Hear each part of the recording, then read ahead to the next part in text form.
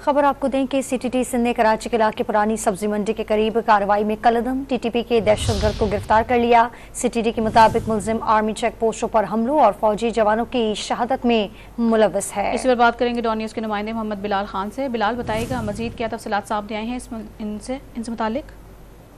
जी बिल्कुल, देखिए CTT police की जानिब से पुरानी सब्जी मंडी के करीब एक कार्रवाई की गई है।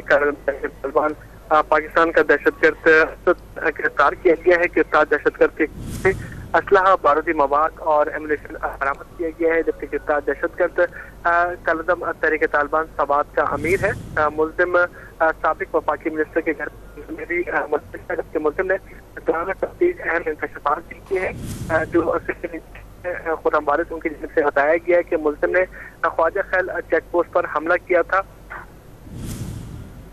और जो है मट्टा पुलिस स्टेशन में दहशतगर्दी ने अपने साथियों के हमरा बोलकर असला और एमुनेशन लूटा था, जबकि मुलजिम ने अपने साथियों के हमरा सिक्स नाला FC कैंप में हमला करके भारी तादाद में असला और एमुनेशन भी लूटा था। मुलजिम के खिलाफ पुलिस की जानिब से मुकदमा दर्ज कर लिया और मज़ीद तहकीकात जारी है।